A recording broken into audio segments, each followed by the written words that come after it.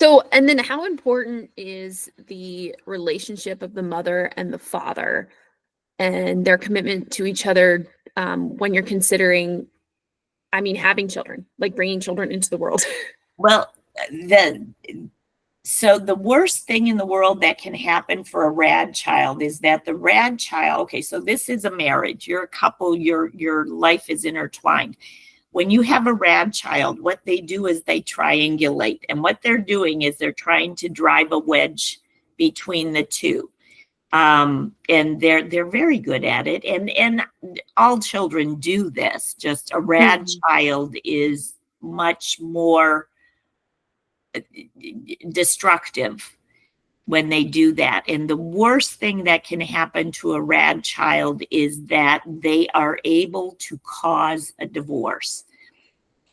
Because how powerful does that make them?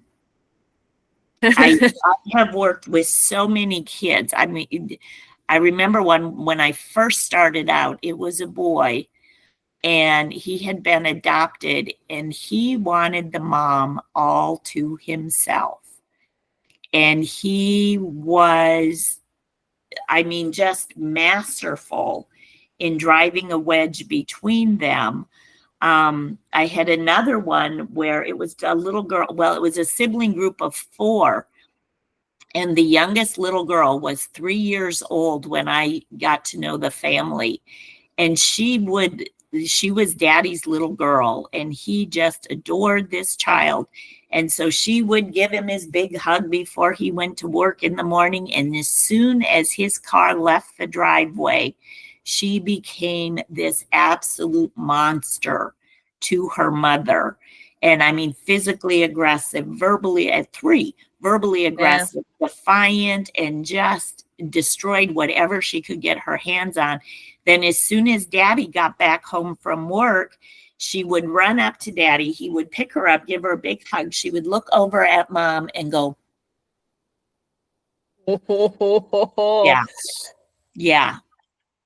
Because and this is why we always, when I ever start working with a client, I do what's called a rad Q, and both the mom and the dad fill it out without any discussion between them.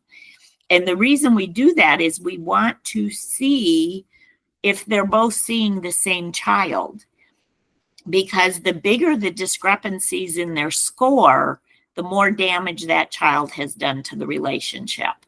Because one parent is seeing a completely different child than the other parent, and the child is doing that very intentionally.